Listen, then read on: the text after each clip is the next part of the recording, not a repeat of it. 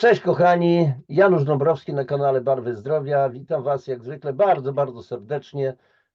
Cieszę się w ogóle, że jesteście, że nas oglądacie, że dzięki Waszym lajkom,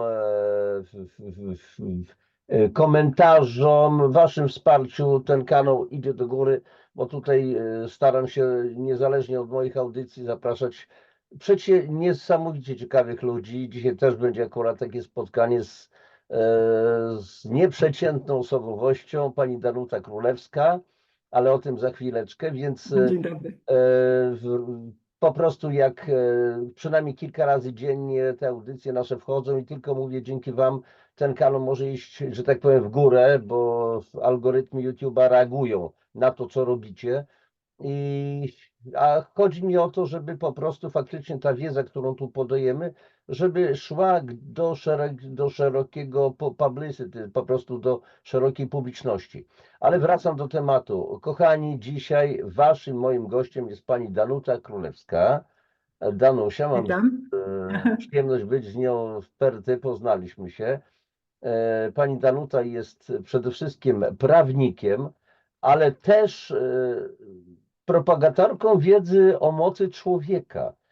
Tak. Ja spotykam dziwnych ludzi. Sam jestem taki dziwny, trochę kosmita, a może i nie kosmita, że wielu ludzi pokończyło jakieś różne studia prawnicze, takie, siakie, owakie, i później odkryło w sobie zupełnie coś innego. I akurat pani Danuta Królewska, Danusia, właśnie jest też takim człowiekiem. Jest świetnym prawnikiem, bo to już doskonale wiem, ale też mówi o tym, co nam w duszy gra, mówi o tym, jak z siebie wydobyć moc, którą mamy, bo jesteśmy stwórcami. Tak.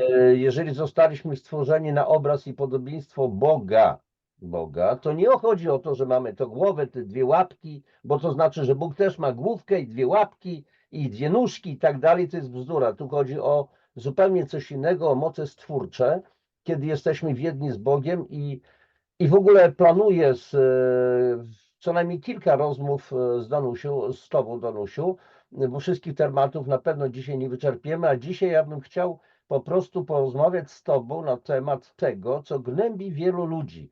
Wielu ludzi zadaje sobie takie pytanie, dlaczego dobrzy ludzie często mają podgórkę? Dlaczego im wiatr w oczy wieje? Dlaczego na ich pochyłe drzewo, bo może dlatego, z jakich względów są pochyłymi, kozy skaczą, dlaczego spotykają się z zazdrością, z ciężkim życiem i tak dalej, i tak dalej. Ale zanim o tym nam opowiesz, Danusiu, będę czasami się wtrącał, to powiedz mi, taki wstępik zrobimy. Jak wyglądała Twoja droga? No i jesteś w końcu świetnym prawnikiem, i nagle jakaś szarlataneria, jakieś foliarstwo, jakiś rozwój osobisty, duchowy, jakieś powiedzmy Nowy, Stary Testament, a raczej Stary, Nowy Testament, nauki Jezusa, co dla mnie też jest istotne. O, tu marketing będę robił, książka moja, Nie samym chlebem żyje człowiek, jak odkryć Boga w sobie. O tym właśnie mówię, moje doświadczenia, moje porażki, które sam sobie wykreowałem, i moje zwycięstwa, które również wykreowałem, kiedy zacząłem co nieco rozumieć.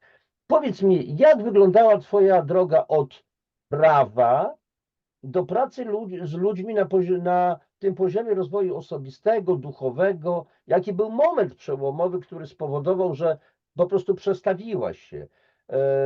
Jak to w ogóle wyglądało u Ciebie? No bardzo Ci dziękuję za to pytanie i za ten wstęp i w ogóle pokazałeś tą książkę. Ja faktycznie się z nią zapoznałam. Bardzo dobra książka Twoja na ten temat właśnie relacji z Bogiem. U mnie było to po prostu związane z tym, że w którymś momencie gdzieś doświadczyłam ogromnego cierpienia, takiego wewnętrznego i zewnętrznego, ale to wewnętrzne było chyba większe. Ponieważ zawsze reflektowałam, zawsze interesowali mnie ludzie, zawsze gdzieś miałam taką smykałkę psychologiczną. W którymś momencie musiałam sobie odpowiedzieć na pytanie, po co żyję, jaki jest sens mojego życia i dlaczego właśnie tak wielu dobrych ludzi spotyka zło. Bo ja też to wiedziałam, że moja mama kiedyś powiedziała, wiesz, dziecko, jeżeli będziesz mogła, to znajdź odpowiedź na to pytanie.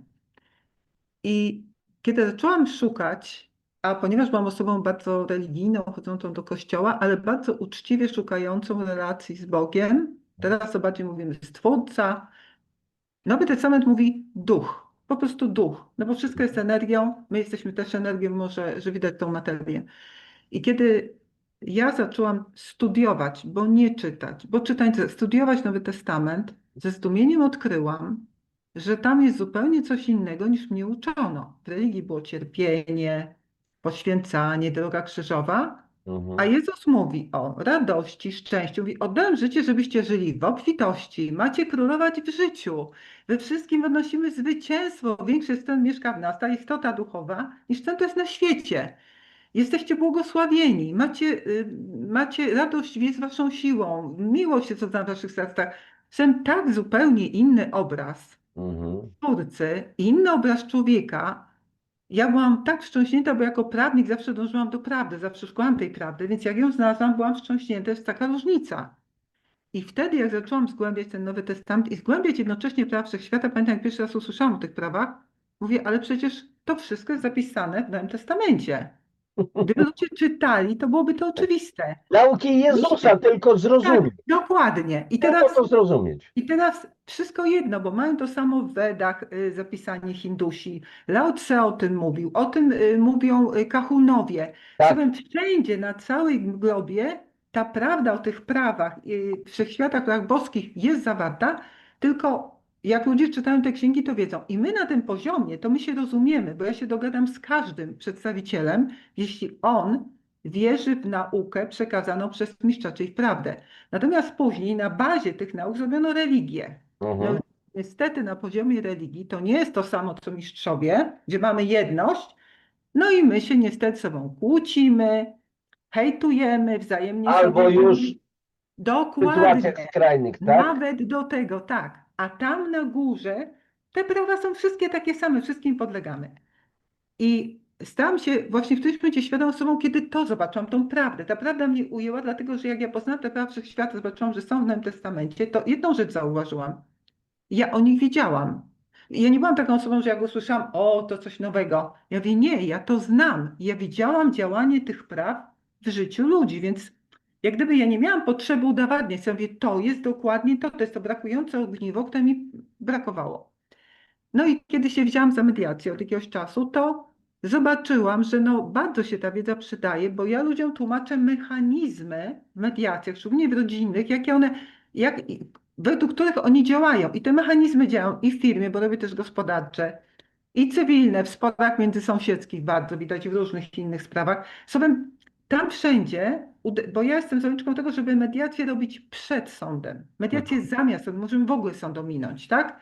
Wtedy, kiedy jest rysa na szkle, czy w rodzinie, czy w małżeństwie, czy w firmie, wtedy trzeba przyjść, tak? Do kogoś Tak, takiego czyli dnia. nie wtedy, Po. kiedy doszło już do totalnego Tak, pęknięcia, już nie się nic nie da skleić. tak, dokładnie. Jak liny, no nie da się zespawać liny, nie da się w sensie Tak, tak, technicznym. Znaczy, można to zespawać, ale ona nie będzie miała wytrzymałości. Tak jak sprężyna, tak, jeżeli pęknie, koniec jest do wyrzucenia. tak, dokładnie. I dlatego to wcześniejsze, dlatego jestem propagatorką, bo oczywiście robię też sądowe, sąd mi zleca, tylko chodzi mi o to, że ja wolałabym zapobiegać. Profilaktyka. Na pewno Janusz mówi, że mówisz piękne książki, wydaje się o profilaktyce zdrowia, o tym jak zapobiegać. No i dokładnie to samo ja w mediacjach mówię. Przyjdźcie Mhm. wcześniej, powiedzcie, że coś już się dzieje nie tak i wtedy spróbujemy coś zrobić. Tym bardziej, że mediacje są i telefoniczne, i online'owo, i e-mailowo, i osobiście, i możemy się nie widzieć. No, jest poufność w mediacjach, tak? Nie wychodzi nic. Mediator nie może być przesłuchiwany na okoliczności, których się dowiedział na mediacjach, chyba że go strony zwolnią. W protokole się niczego nie zapisuje. Czyli to jest taka możliwość, kiedy ludzie mogą wreszcie powiedzieć prawdę swoją, żale, potrzeby w kulturalny sposób w obecności bezstronnego mediatora i sami zawrzeć ugodę między sobą, na co się umówić. Czy na Mhm. to, że ten związek na przykład dalej trwa, albo ta umowa trwa, albo może na to, żeby ustawić się, jak gdyby, kiedy już ten związek się rozpadł, tak? I to wszystko ustalić odnośnie dzieci, opieki i tak dalej. Tak samo to można w biznesie zrobić, tak? Że nie idziemy do sądu, tylko zawieramy umowę z kontrahentem, czy z klientem, czy tam, gdzie coś się popsuło i naprawiamy to przez tą ugodę, więc to daje ogromne możliwości ludziom, no, skorzystanie ze swojej mocy, bo mamy sobie tą istotę boską i możemy to robić. Ale dzisiaj chciałam się właśnie skupić na Twoim pytaniu, bo ono często pada. Ja naprawdę, ja bywam na różnych spotkaniach, wiadomo, rozmawiam i ludzie to opowiadają. Więc może powiem o takim prawie, które u nas zostało źle zinterpretowane, a które Jezus powiedział bardzo jasno. I ono jest wszędzie, gdziekolwiek się nie sięgnie. To jest to prawo z Mateusza, które mówi tak. Będziesz miłował Pana Boga swego z całego serca, swego z całej duszy, z całego umysłu swego, a bliźniego swego, jak Siebie siebie samego. samego. No i teraz, tu jest coś, co, bo ja pamiętam, jak ja chodziłam na religię, to miałam wrażenie, i tak mnie uczono, że najpierw jest ten duch, Bóg, tak, duch, potem są wszyscy bliźni, tak, bliźni, a potem jestem ja. I Czasami byłam na samym przekonana, koniuszku, słucham? czasami na samym końcu. Tak, tak, dokładnie, dokładnie. I dopiero musiałam sama zacząć czytać, żeby powiedzieć, ale logiczne jest, jak siebie, czyli jak ja nie kocham się, jestem wzorcem, to ja nie kocham nikogo, jak nie szanuję siebie, nie wiem, co to jest szacunek. Jeżeli nie daję sobie, tak naprawdę nie wiem, co to jest dawać. Jak nie zaspokajam swoich potrzeb, nie wiem, co to jest zaspokajanie cudzych potrzeb. Mnie się wydaje, że ja wiem, ale to nie ma nic wspólnego z prawdą. Mhm. I teraz może pokażę coś. Wiesz, Janusz, przygotowałam się tutaj Dawaj. merytorycznie. Słuchaj, mamy dzbanek. Ten dzbanek jest pusty. Nie wiem, czy to widać, bo ja go Widać. dzbanek jest pusty, tak? Tu mamy szklaneczkę.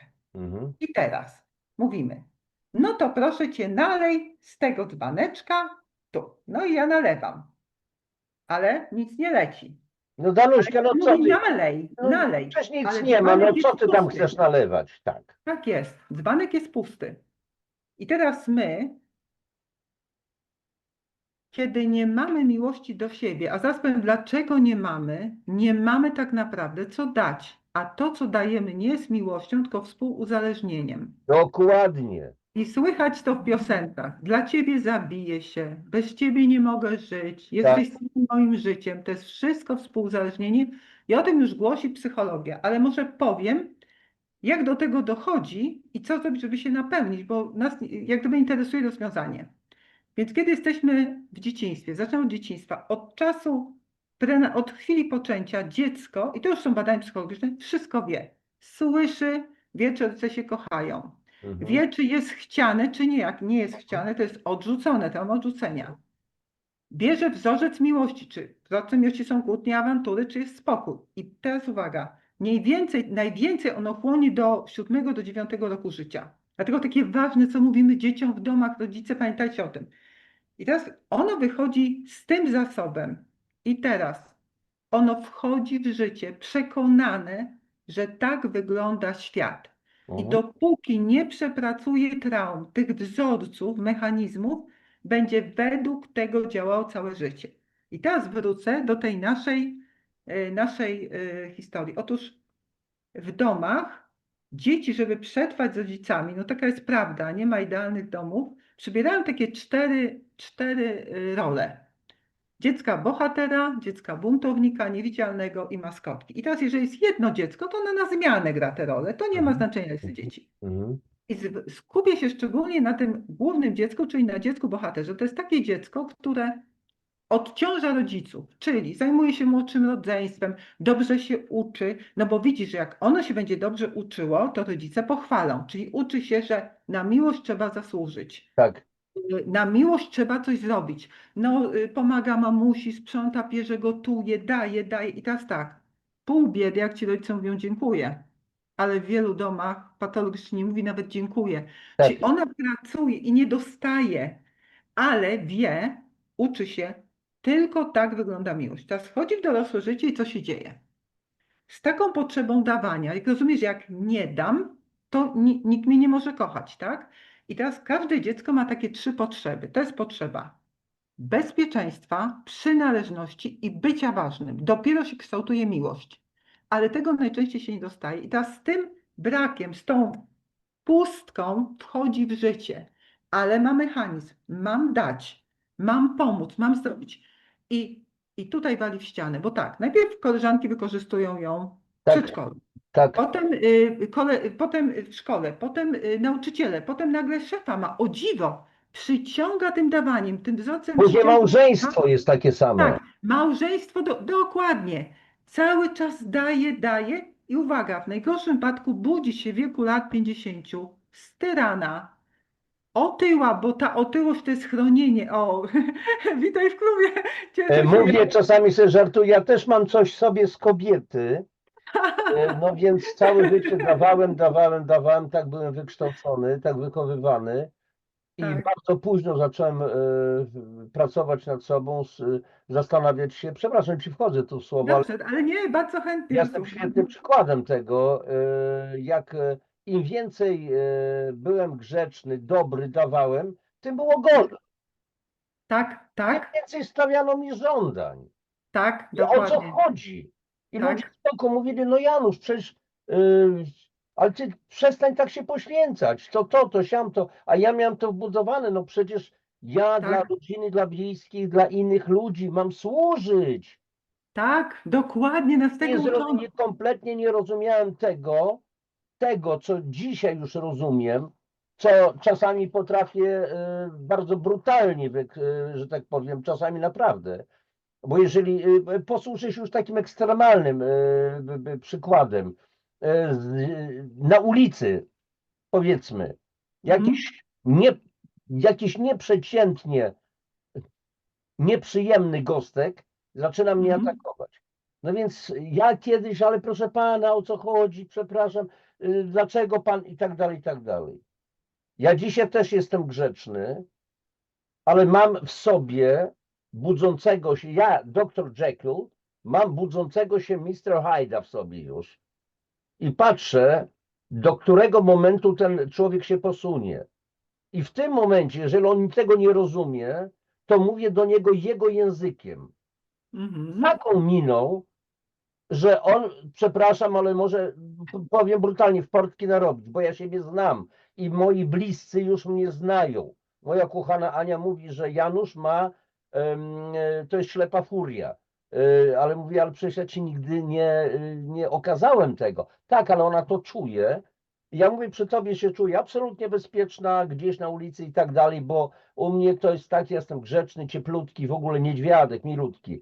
Ale jeden moment tylko, mnie nie obchodzi ilu, może być 10 facetów. Mnie mogą zabić, ale ja 5 zabiję też. Ja przepraszam, Mhm. to są tylko takie Ale metafory. nie, to co powiedziałeś, to jest teraz bardzo fajną odpowiedzią dla wielu kobiet.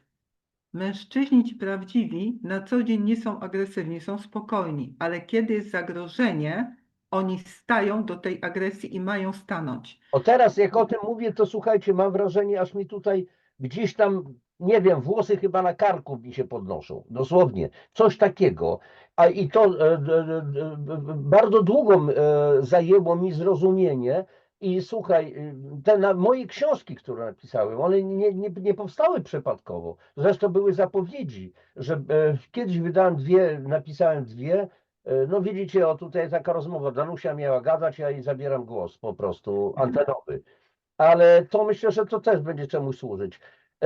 Wydałem dwie, powiedzmy i później długo, ale później otrzymałem przekazów masę.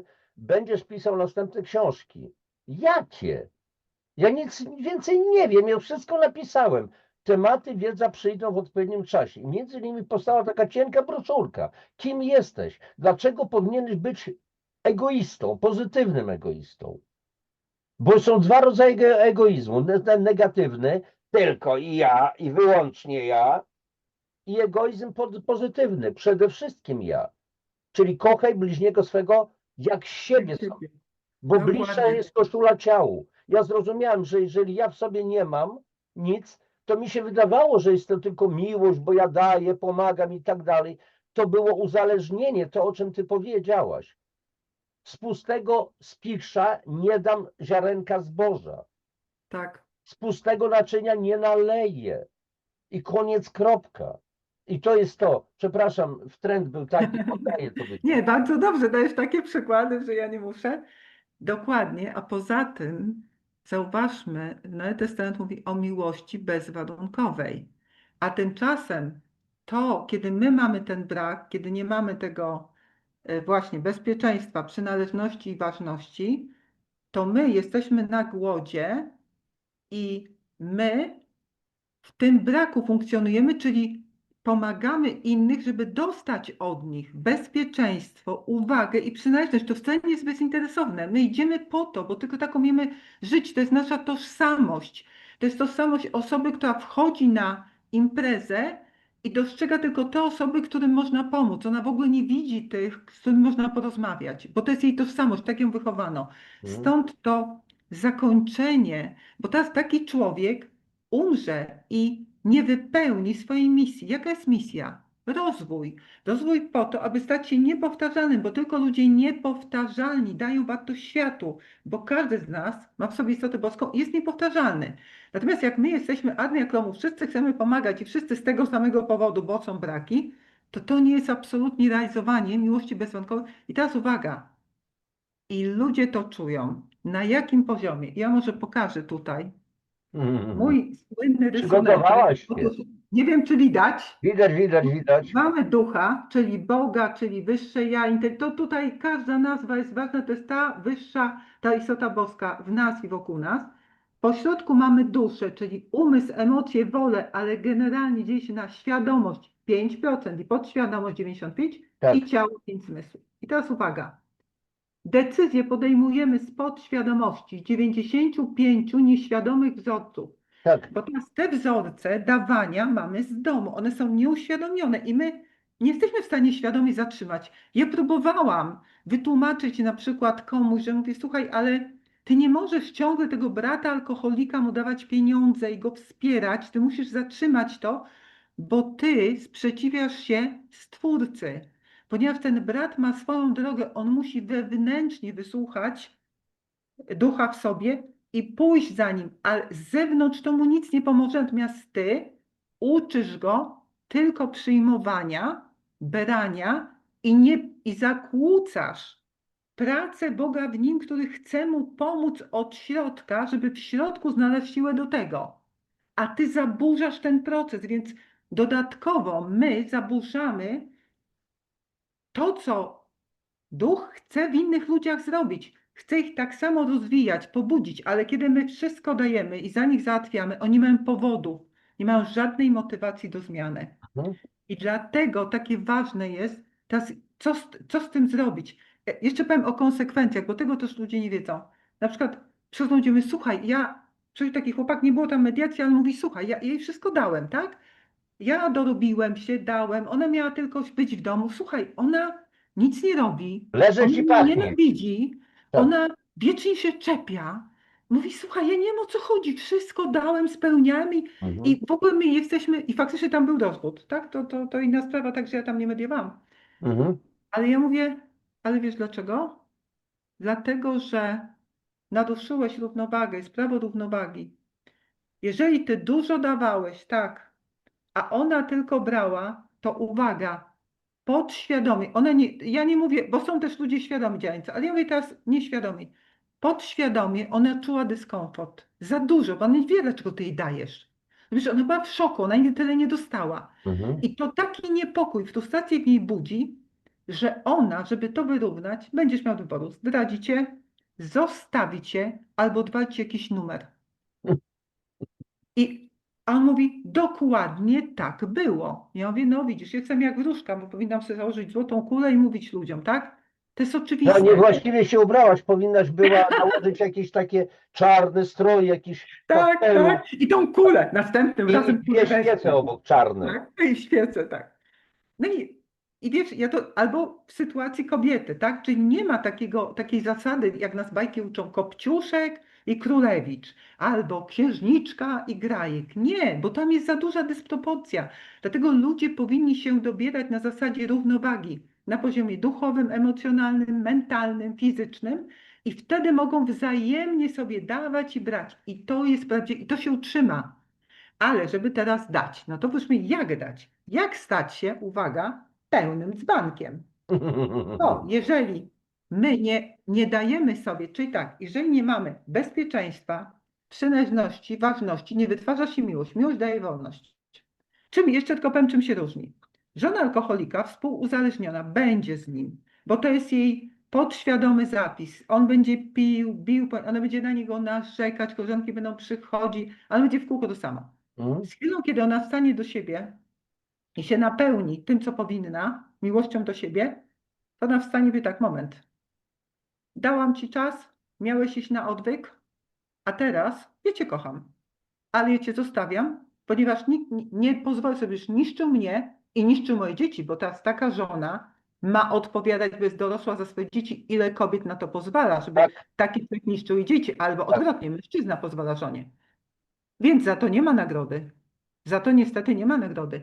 I teraz i mówi, odchodzę, albo ty wychodzisz, tak? I to jest dopiero stanięcie do siebie i wtedy my stajemy w swojej mocy. Dopóki nie podejmiemy tej decyzji, nie ma w nas mocy, bo ta moc jest przykryta czym?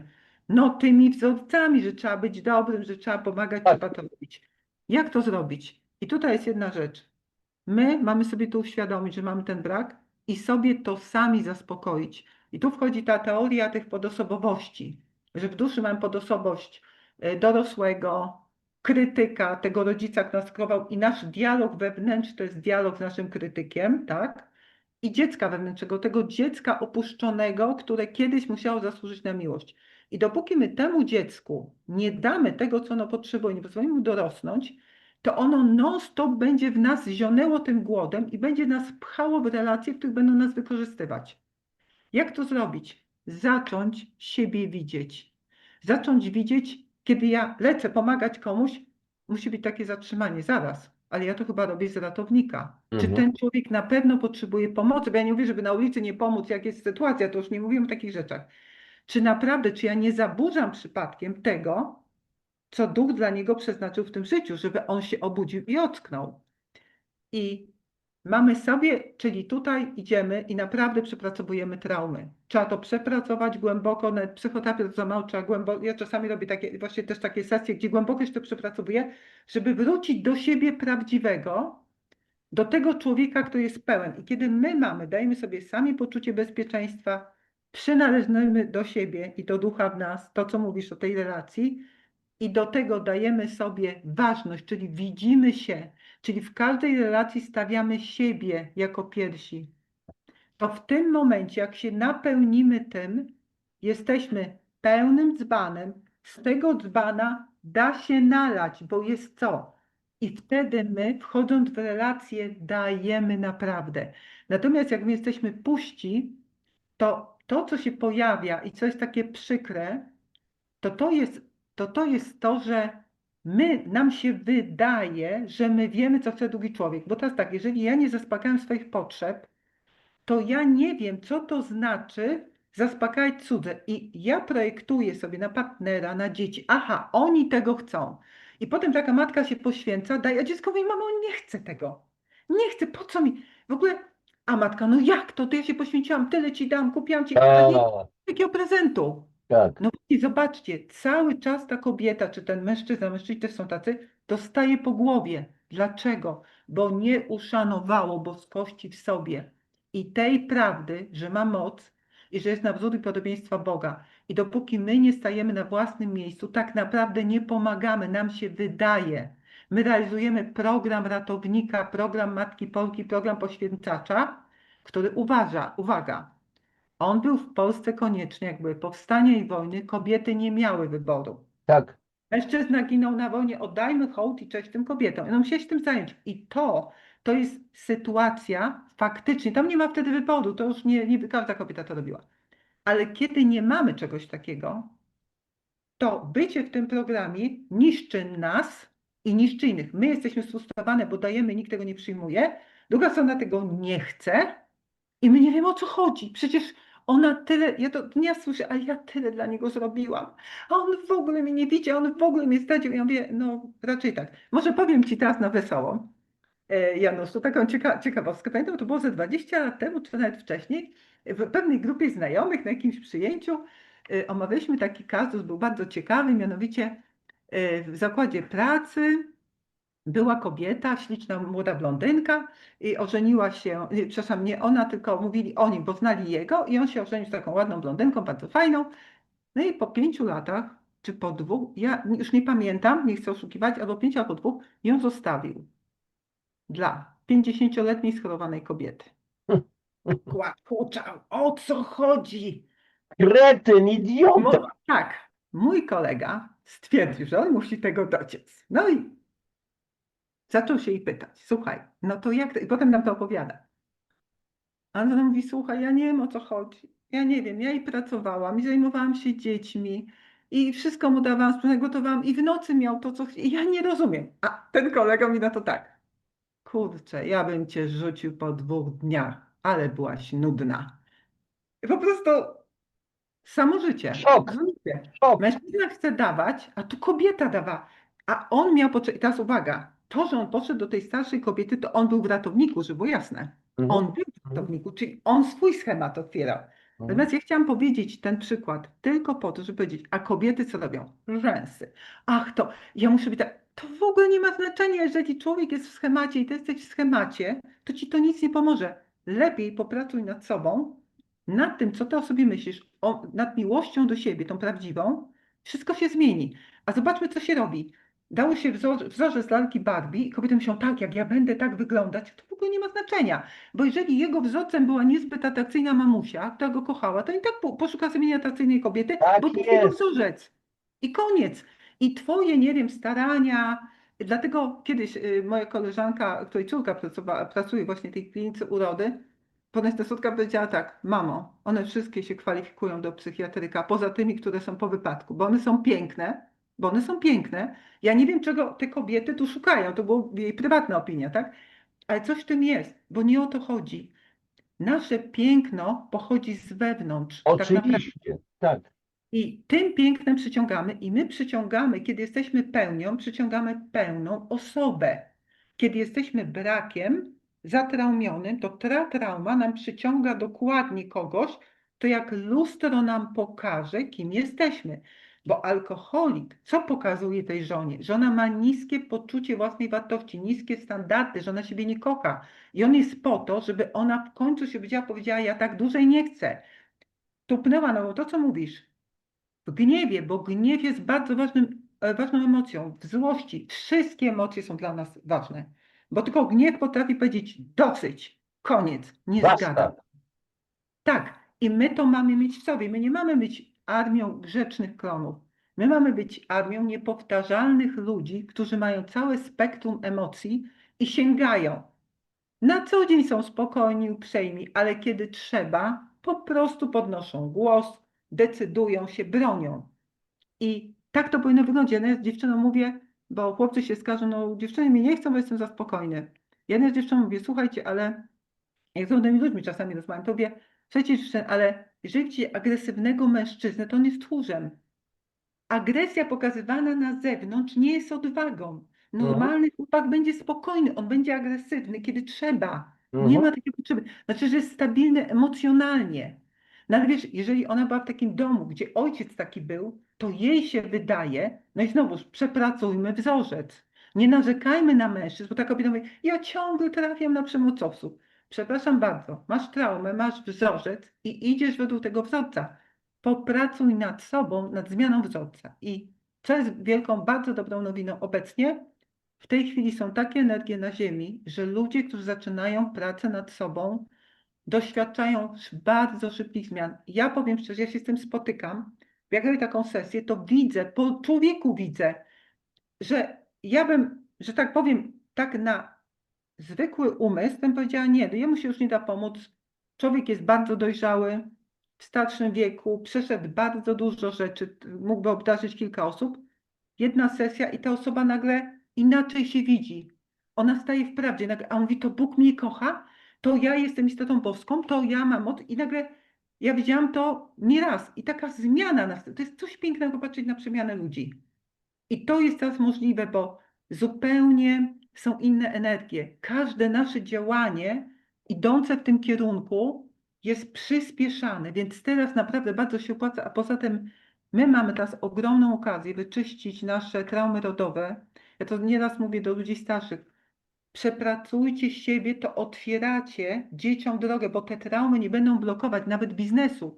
Bo jeżeli w rodzie były straty, jest zapis straty, to człowiek dorabia się do pewnego momentu w biznesie i nagle strata, nagle wszystko traci. On nie wie dlaczego. No bo jest taki Tak, zapis, tak? tak. Więc to wszystko trzeba z tym popracować, zobaczyć i zacząć chodzić w takiej pełnej godności siebie jako istoty boskiej. Ja to nawet kiedyś wytłumaczyłam pewnemu człowiekowi, który mówił, że to była taka sytuacja, że tata bardzo tam poniewierał tym człowiekiem i w ogóle, no naprawdę. I on jak o tym usłyszał, powiedział, to ja teraz mojemu tacie powiem, że jak mnie nie szanuje, to chociaż niech istotę boską we mnie szanuje. Nieważne, dobrze, że w ogóle załapał i że od czegokolwiek zaczął, tak? Więc to jest takie podstawa i to zmienia wszystko. I wtedy, będąc pełni, mamy co dawać. I dajemy z radością, i dajemy bezinteresownie, bo nie potrzebujemy od ludzi nic.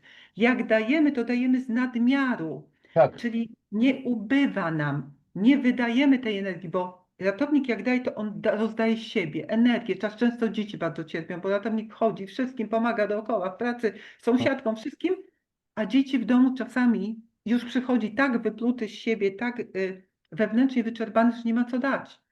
I tutaj trzeba, i potem się dziwimy, dlaczego tych, no wracając do tematu, tak? Dlaczego tych ludzi to spotyka? Dlatego, że oni nie szanują istoty boskiej w sobie, nie szanują siebie. No niestety i za to spotykają ich konsekwencje. Specjalnie nie używam innej nazwy. Konsekwencje. Jak ty nie szanujesz siebie, mimo że jesteś stworzony na obraz podobieństwa Boga, stawiasz się na samym końcu, to niestety będą to konsekwencje, bo ludzie, uwaga, traktują nas, i to jest największy czary mary, uwaga, złota kula, traktują nas dokładnie tak, jak my siebie traktujemy. mhm. My jesteśmy wzorcem dla świata, bo wszechświat jest lustrem, jak ma nas traktować. Dlatego to zostało ujawnione we wszystkich świętych księgach. Czyli jak ja traktuję siebie, tak ludzie wokół mnie traktują. Czyli jeżeli ktoś przychodzi do mnie bez szacunku, to ja się muszę zastanowić nad tym. Po pierwsze, wiadomo, że on mi takie bez szacunku, to jest o nim, tak, on ma tam jakieś swoje traumy, ale dlaczego ja taką osobę przyciągnęłam, tak? Co było powodem, co we mnie jeszcze jest jakimś cieniem, w jakim zakresie ja sobie nie okazuję szacunku, że ten człowiek przyszedł i mógł zarezonować z tą energią, bo ten człowiek rezonuje z moją energią, jaką mam w środku. No i w ten sposób dzieją się takie rzeczy, nie mówiąc o tym, że osoby, które dają, jak zapach świeżych bułeczek, znasz zapach świeżych bułek koło piekarni, przyciągają biorców, Tak. czyli ci nieograniczeni dawcy przyciągają biorców i potem mówią, dlaczego mnie ciągle ludzie wykorzystują? Bo ty pachniesz tym i przyciągasz tych ludzi. Ty ze wszystkich, potem jeszcze jest jeden problem. Ci ludzie często nie mają, jeżeli im rodzice nie dziękowali za ich pracę, nie mają w ogóle umiejętności brania i teraz przyjmowania i ktoś chce im dać, bo też zdarzają się ludzie wysoko świadomi, którzy tym ludziom chcą dać, ale oni nie przyjmują, ba, oni potrafią uciec. Jak to? Coś nieprzyzwyczajeni są, czyli nauczenie się przyjmowania, to też blokuje. Albo mają... Przepraszam, wejdę ci w słowo. Tak, tak. Miałem z tym ogromny problem. Ja całe życie dawałem, a nic nie brałem, bo ja sobie poradzę, bo ja to, bo ja tamto. Aż się rozkaraczyłem, że tak powiem. Bolesne to było. Ale zdrowotnie też, czy Słucham?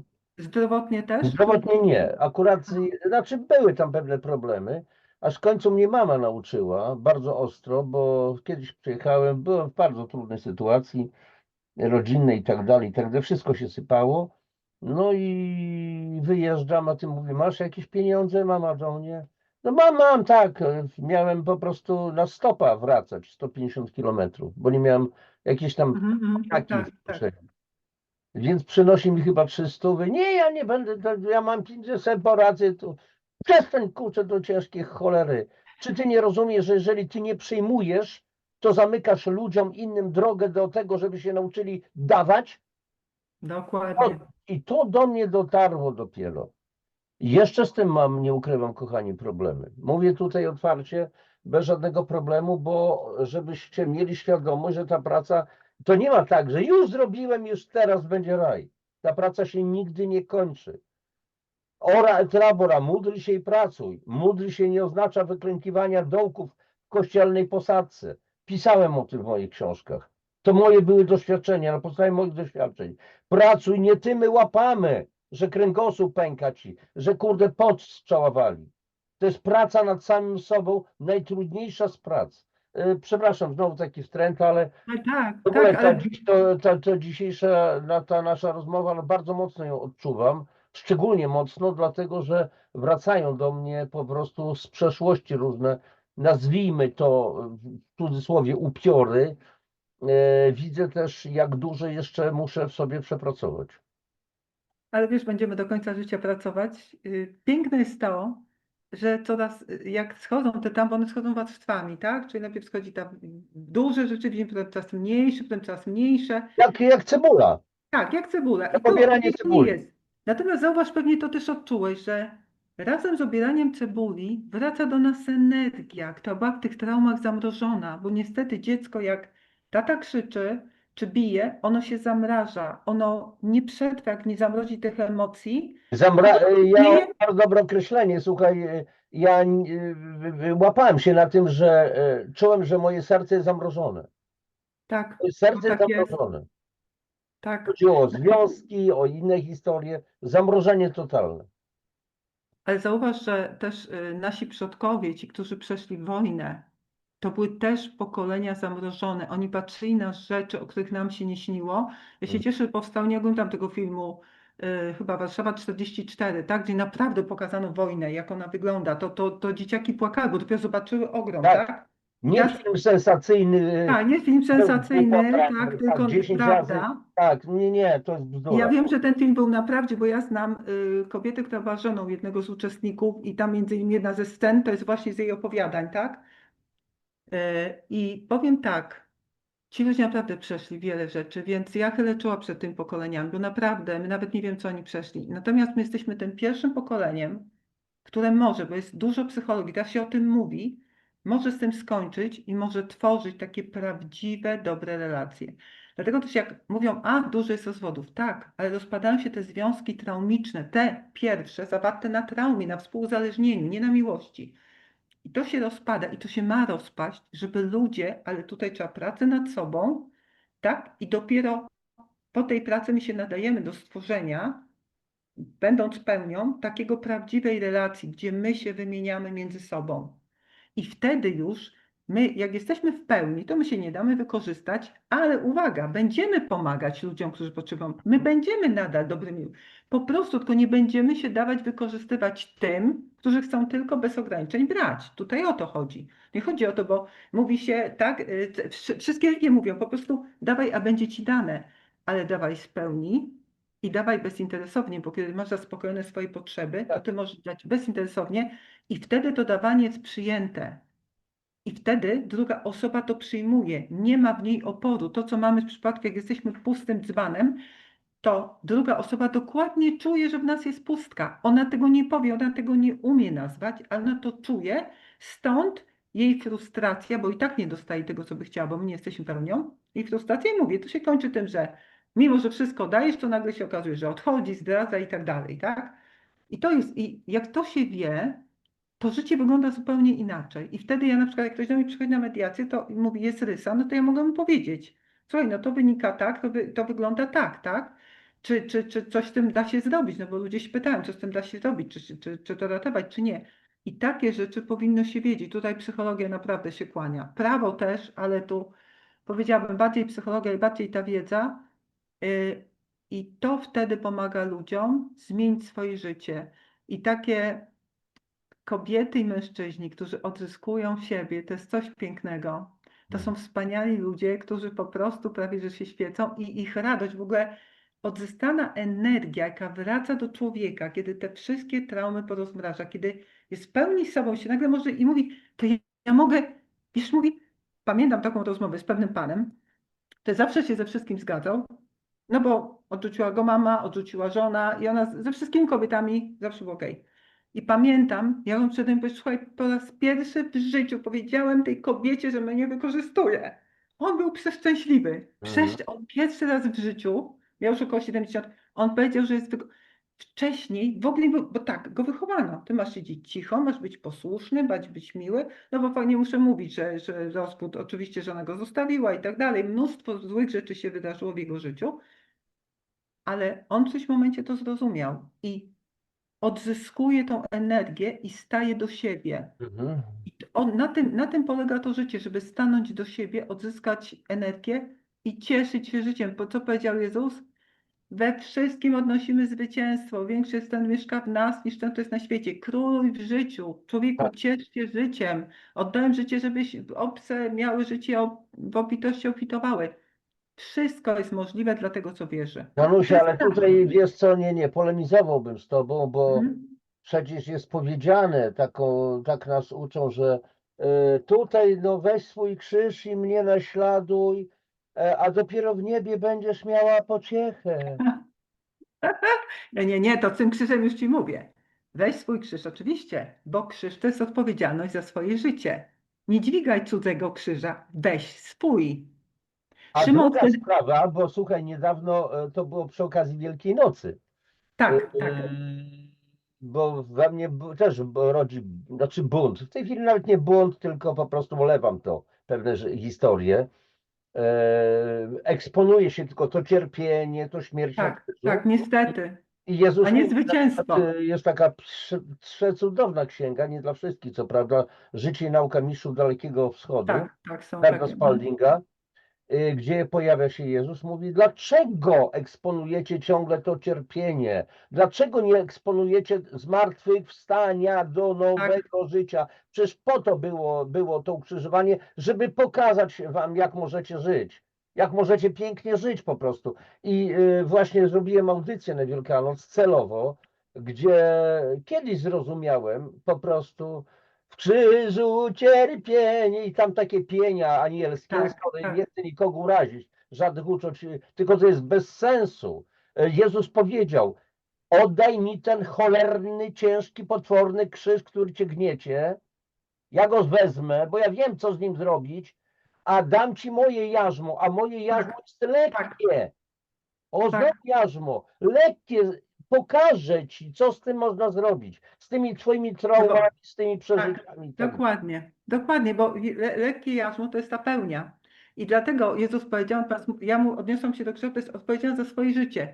Ale dopiero jak masz ten krzyż, czyli ponosi tylko za swoje życie, a nie jak ludzie byli uczeni, że na sobie mieli ileś tam 10 krzyży i wtedy trzeba się wyprostować, rzucić, mieć tylko ten jeden i wtedy ten jeden Jezus zamienia na to, Tak, na to jego jarzmo, czyli na to, co jest lekkie. I patrz, a my teraz tutaj w duchowości i w świadomości mówimy, życie ma być lekkie, łatwe i przyjemne. I dokładnie o to chodziło. Jezus to samo mówił.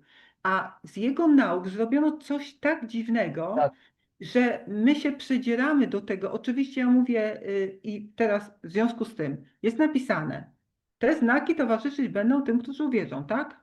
I moje złe duchy będą wyganiać, jeżeli by co za to tego wypili, nie będzie im szkodzić, węże będą brać do rąk, nic im się nie stanie, na chorych ręce kłaść będą, a ci wyzdrowieją. mhm. Jest napisane, większe rzeczy ode mnie uczynicie, większym To czynem właśnie była chciałem powiedzieć to zdanie. wskrzeszanie, Te i większe rzeczy czynić tak, będziecie. tak, i wskrzeszanie z martwych w tych kościołach pełnej Ewangelii, które tworzą pełne Ewangelię, to są kościoły, to tam wskrzeszanie jest czymś oczywistym. Ono się rzadko zdarza, nie mówię o naukowych, udowodnionych, ja nie mówię o jakichś tam. Mhm. Ale uzdrawianie. Ja pamiętam, ja to czasami cytuję, bo dla mnie to było niesamowite, jak byłam na obozie misyjnym i pierwszy raz koleżanka podeszła do mnie, taka nauczycielka z Przemyśla, mówi, słuchaj, ludzie proszą o modlitwę, przyjdź, a ja byłam tak, i ja jestem prawnikiem, tak, gdzie ja do tego uzdrawiania? Oczywiście wiedziałam, jak to wygląda i zaraz powiem, jak się modliłam. I podeszłam do kobiety, ona była leciutko podpita i coś ją bolało, więc nałożyłam ręce i co? Ogłosiłam, ja nie prosiłam, ja się modliłam z Ewangelii Mhm. Marka, czyli wszystko, o cokolwiek byście prosili, stanie się wam, tylko wierzcie, że już to macie. Więc ja ogłosiłam, że ona jest zdrowa, że każda jej komórka ciała wraca do zdrowia, że wszystko wraca na swoje miejsce. Ogłosiłam to w imieniu Jezusa Chrystusa i ta kobieta mówi, proszę pani, fantastycznie, ojej, mnie nic nie boli, ja bardzo dziękuję. I co ja zrobiłam? Ja uciekłam. Ja uciekłam, się schowałam. Potem się pytają, no to kto tam A ja byłam tak przerażona, mówię, to niemożliwe. My, tak wychowani, w ogóle nie wiemy, że mamy tą moc. Mhm. I mówię, konsekwencje są takie. Kiedyś byłam na spotkaniu dosyć poważnych ludzi na stanowiskach i usłyszałam następujące zdanie. Wiesz co, słyszałam, że ty się umiesz modlić, a ja mam właśnie migrenę. No i przy wszystkich, przy tych nobliwych ludziach, pomodliłam się tą kobietę, a ona mówi tak, wiesz, ale nie przestało mi boleć, a ja na to. modlitwa zawsze działa. I na tym skończyłam dyskusję i przeszliśmy do tego, co było przedmiotem naszej debaty przy stole. To była kolacja po takim ważnym spotkaniu, wszyscy ludzie na stanowiskach. I nie minęło pół godziny, a ona mówi, słuchaj, to jest niesamowite. Mi przestała boleć głowa, a ta migrena to trwa 3 dni. Tylko wiesz, trzeba mieć dużą odwagę, jak ci ktoś tak publicznie Tak, powie, tak? tak. Ale to jest właśnie kwestia tego i my tym dysponujemy. I ja mówię, namawiam rodziców, nakładajcie ręce na dzieci, Mhm. módlcie się, ogłaszając ich zdrowie. Tak, Taka prosta rzecz. Wyobrażajcie sobie codziennie wieczorem przed snem, wprowadźcie się w stan medytacyjny, takiego wewnętrznego spokoju, wyrównujcie oddech. Wyobraźcie sobie siebie, swoje dzieci, całą rodzinę szczęśliwą. To jest najlepsze, co możecie zrobić. Nie martwmy się o dzieci, bo czynimy je martwych. Wyobrażajmy sobie je szczęśliwe. ale ja Tak, się tak o ciebie martwię, kurka tak, wodna. Jak się tak, słyszy coś takiego dokładnie. jeszcze dzisiaj, bo moja mama tak, ale wiesz A, co, tak. tak bez szapki chodzisz i tak dalej. Moja Ania była świadkiem tego i jak śmieje się, mówi, wiesz co, to się chyba nigdy nie kończy. Chłop 72 lata, a mamcia, no wiesz, ale tak ty się ubierz, bo się przeziębisz. Ja mówię, mamusia, czego mamusia uczy w tej chwili? Uczy mamusia wszystkich pozytywnego myślenia i co mamusia w tej chwili wtłacza we mnie? Mhm. Dość i odcinam własną mamę, którą kocham. Ale Tak, odcinam tak, tego. ale to jest konieczne. To jest konieczne, bo my jesteśmy już dorosłymi ludźmi i nie możemy pozwolić na to, żeby ktoś nam układał życie, bo w tym momencie naruszamy prawa wszechświata. Tak, To my decydujemy o własnym życiu. Jeżeli my uznajemy kogoś za autorytet, kiedy już jesteśmy dorośli oczywiście, tak? To w tym momencie my całą moc oddajemy tej osobie tak, i ustanawiamy ją nad nami. To jest wbrew prawom wszechświata. I za to niestety są konsekwencje, bo jak się ten guru pomyli, no to mamy problem, bo my się tak, też pomyliliśmy. I to ustanawianie tych autorytetów, to mówi Vadim Zelam pięknie w swojej książce, właśnie to ustanawianie tych autorytetów, żeby tego nie ustanawiać, ale też ja też przypominam, że cokolwiek się stanie, cokolwiek nas spotyka złego, czyli wydarzy się coś, nie wiem, nagle jest stłuczka, tak? A my akurat jesteśmy w sytuacji, w której nie mamy pieniędzy na naprawę, mamy jakieś problemy. Co robimy? Natychmiast stajemy w swojej mocy i mówimy, to się dzieje dla mojego najwyższego dobra, bo wtedy otwieram tą pozytywną linię czasową i zaczyna się dziać.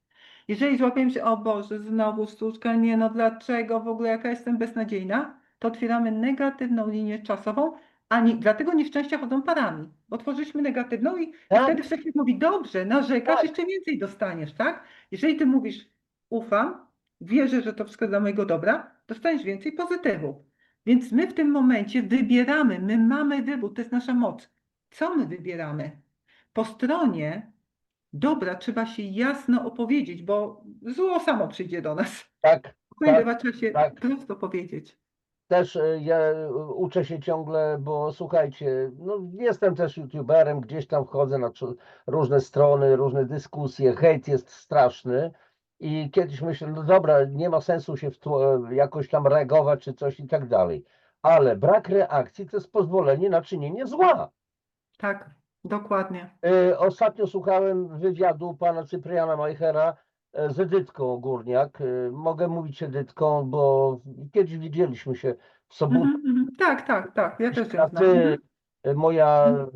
nieżyjąca córka była, jest niesamowitą fanką, też były ze sobą na ty i tak dalej. I tam rozmawialiśmy w ogóle z Edytą, dostała ode mnie trochę książek, czy jest pokłosie pewne tego wszystkiego, bo widziałem, że na pewno przeczytała, bo pewne fragmenty to są po prostu ta wiedza i tak dalej. I oczywiście wylał się hejt przez niektórych. Ja powiedziałem, nie, kochani, tak dobrze to nie będzie. Siejecie, to otrzymacie. A ja potrafię też być bezlitosny. Nie ma owijania w bawełnę. Jeżeli zaczynasz, to ponosisz konsekwencje. Jeżeli się zamachniesz na mnie albo na kogoś, kto mi jest bliski, dostaniesz wpyski, koniec, kropka. Albo dosłownie, albo metaforycznie.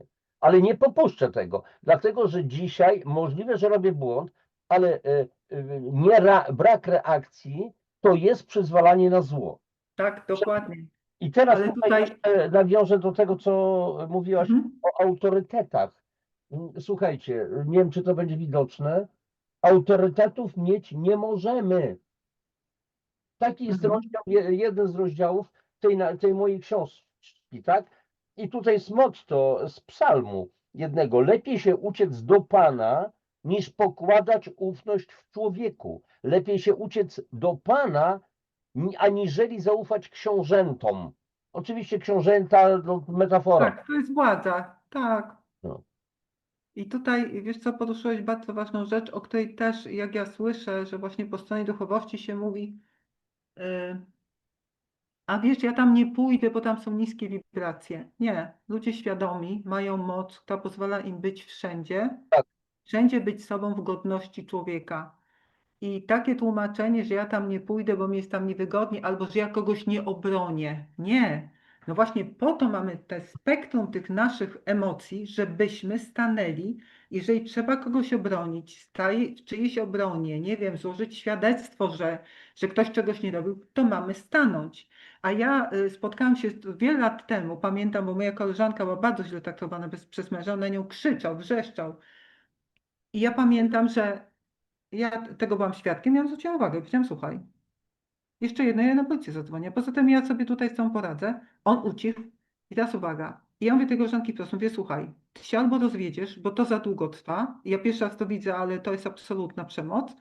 Tym bardziej, że to ona za niego jeszcze pracowała. Tam w ogóle były, no, a ona mi na to, proszę cię, już nie rób tego, nie mów mu, ja już się na wszystko zgodzę, proszę cię, nie Zuzia, rozdrażnij przepraszam cię, bo atmosfery. nie, momencik, bo muszę wpuścić gościa. Na chwilkę tylko. Aha, dobrze.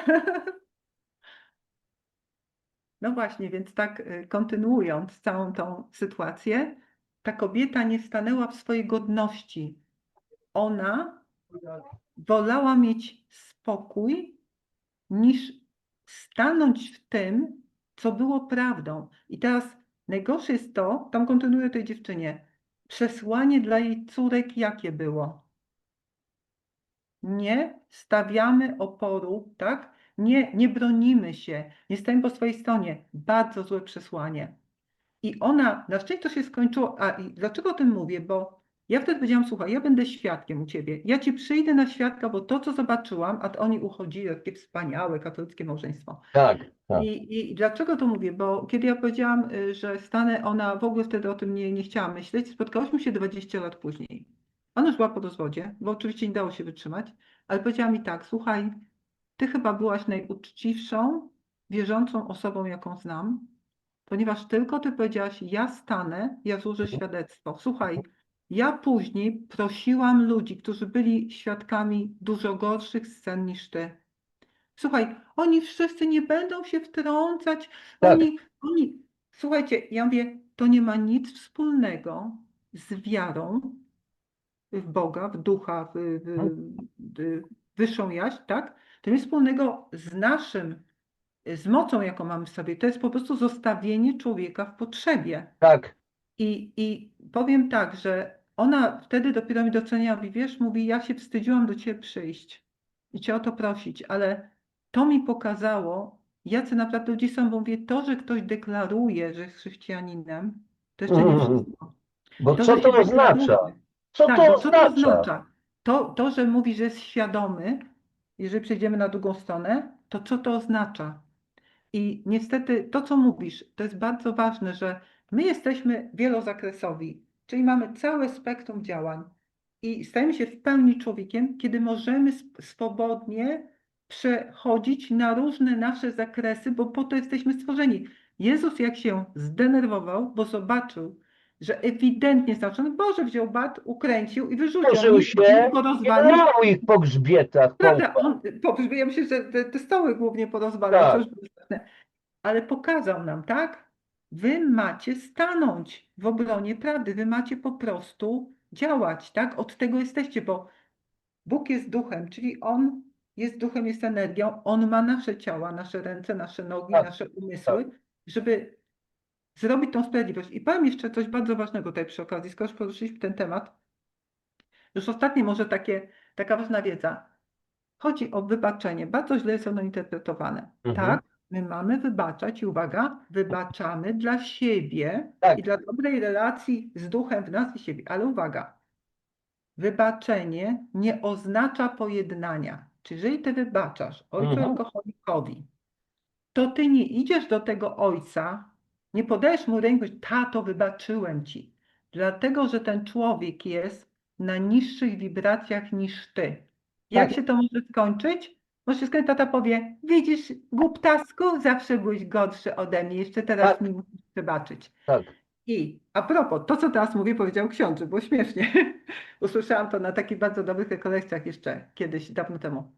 I my przebaczamy po to, żeby w pokoju, jeśli ten człowiek nas skrzywdzi, coś nam odebrał, nie wiem, cokolwiek, iść na policję, do prokuratury, do sądu i w spokoju wyegzekwować to. Mhm, I za tym stoi duch w nas. Ta istota boska chce, żebyśmy to zrobili, bo to my jesteśmy tu na ziemi i to my jesteśmy od tego. Powiem przykład. Kiedyś zadzwonił do mnie kolega i mówi do mnie, biznesmen mający dosyć duży majątek, i zaczął mi opowiadać o sytuacji, w której został oszukany na sporą kwotę, ale dla niego to nie była kwota, która tam decydowała. I ja pamiętam, że słucham go i słucham i tak, ma kancelarię, ma wszystko, no tu mediacji nie będzie, tak, no bo nie bardzo wiedziałam, po co on się do mnie zwraca. Ale on opowiedział, czym to, tylko czułam w tym momencie to wewnętrzne przekonanie od Boga, że ja mam mu pomóc, że jestem odpowiedzią. Ale mówię, trudno, dobrze opowiedział mi historię. Następnego dnia z rana za tym powiedział, błagam cię, przyjedź. Przyjedź, ja muszę z tobą osobiście porozmawiać. I ja czułam, że mam przyjechać i mówię, słuchaj, dobra, zwracasz mi za przejazd, ja przyjeżdżam od razu. Czułam, że ja mam rzucić wszystko. I kiedy przyjechałam, to co było jego problemem? Bardzo mądrym był człowiekiem uczciwym i w ogóle na godnym szacunku. Jego problem było to, że on mówi, słuchaj, ja przebaczyłem, więc ja chyba powinienem mu to darować. Jak ja to nie, usłyszałam, nie, i teraz jak ja to usłyszałam, słuchaj, więc ja mówię tak, po pierwsze mówię, człowieku, przeczytałam pismo, jakie on o nim napisał. Mówię, gdybym cię nie znała osobiście, to bym uznała, że jesteś takim draniem, jakim mało. To pismo było tak zmanipulowane, to był majstersztyk. Po drugie, mówię, ile on film wykończył? No mówi, słuchaj, z 10, wszystkie ogłosił upadłość. Ja mówię, patrz, przepraszam cię bardzo, powiem ci prawdę. Bóg go przesłał do ciebie, bo twoją misją teraz jest po wybaczeniu złożyć na policję, do prokuratury, tak, w sądzie odszkodowanie, bo nikt z tych ludzi się nie upomni, tylko ty. Ty tak, zatrzymasz to pasmo zła, tak. dlatego trafiło na ciebie i jest to twoja misja. Cieszę się, bo on na koniec naszej rozmowy powiedział, dziękuję ci, faktycznie masz rację, zrozumiałem. Czyli patrz, ja przyszłam w ogóle nie od strony prawnej zupełnie, ale byłam jedyną osobą, bo bardzo mało jest takich osób tak mówiących, że my wybaczamy nie po to, żeby zapomnieć.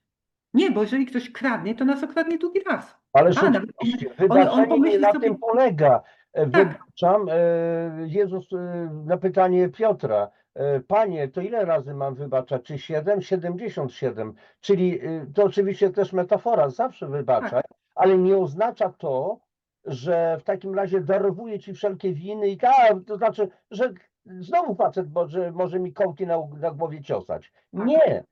Czyli konsekwencje na marteczce ziemi, te prawne, ma ponieść pewne tak, rzeczy. Natomiast tak, wybaczenie też nie oznacza w tym momencie zemsty na przykład, bo tak, jeżeli tak, dokładnie. wybaczam ci, ale konsekwencje masz ponieść. Nie, masz iść do więzienia, czy ponieść Tak, tak, konsekwencje, ale nie mam w sobie poczucia mściwości, żeby cię tam jeszcze w tym więzieniu po prostu, przepraszam za już drastycznie, przedsfelili czy coś w tym rodzaju. O, to będzie fajnie. To nie o to chodzi zupełnie. dokładnie, ale dokładnie, ja ci dziękuję, że to powiedziałeś, dokładnie, dokładnie tak. Czyli mamy nieskończoną ilość razy przebaczać, co nie oznacza, że ten człowiek mi nie ma ponieść konsekwencji, bo my musimy zatrzymać ten pochód zła, Tak, który niszczy jego tak, osobiście, dlatego mam pewną odpowiedzialność i niszczy innych ludzi. Tak jak w przypadku tego mojego kolegi, on dopiero miał na tyle majątek, że to, co mu zrobiono, tak, to oszustwo, to było naprawdę, to był majstersztyk, jeśli chodzi o oszukiwanie, dopiero on był w stanie to zatrzymać. I żeby ten człowiek poniósł konsekwencje, bo tamci po prostu stracili majątek. I dlatego, no mówię, to są takie rzeczy, o których się mało mówi, a powinno się mówić bardzo głośno. To powinna być podstawowa nauka w każdej Tak, szkole. O tym się tak. kompletnie nie mówi. Ja o Nie, i właśnie, wybaczeniu też pisałem w tej właśnie książce, bo właśnie, analizowałem, bo ty przecież uczyłeś w szkole, to wiesz. ale słuchaj, no właśnie niechcący jakby przemycałem tam różne rzeczy, o których nawet nie, po prostu robiłem to, co robiłem. Uczyłem mechanizacji rolnictwa, uczyłem fizyki i tak dalej. I po latach miałem spływy do mnie, że to, co przemycałem poza, że tak powiem, tą Tak, tematyką, że to wywarło niesamowity wpływ. Bo kiedyś mi też dziewczyna przeszła dzień edukacji spieprzony, miałem potwornie dzień od samego rana, jak zbite zwierzę, że tak powiem. I przyszła dziewczyna z kwiatkiem, stoi i tak dalej. Ja mówię, dobra, wpuszczę cię za chwileczkę do pokoju, bo już przerwa jeszcze, wszystkie klasy nie były na korytarzu. Ja swoich tylko wypuściłem. Ale ja przeszłam, ale tylko do pana, żeby złożyć panu życzenia. Do mnie? I ona zaczyna mówić, Emilka, mam tu taki rozdział, Anioł Emilka w tej książce. mhm. Mówi, bo wie pan co, bo był pan dla nas takim aniołem, o których pan nam opowiadał na lekcjach. O jakich Pięknie. ja aniołach nim opowiadałem na lekcjach fizyki? Wariowałem? No nie, to były jakieś tam takie różne rzeczy. Mówiłem, że możecie być dla każdego aniołami w ludzkich postaciach. Tak, tak. Możecie coś fajnego zrobić. Spotkacie również wielu innych aniołów. Macie być im wdzięczni. Nie musicie, ale powinniście być wdzięczni, bo w ten sposób się okazuje wdzięczność Bogu i temu człowiekowi, który po prostu był tak, jakby przez niego to wszystko się działo i tak Mhm, dalej. mhm. A my, aniołowie, mamy być wdzięczni Bogu za to, że mogliśmy to zrobić w ogóle.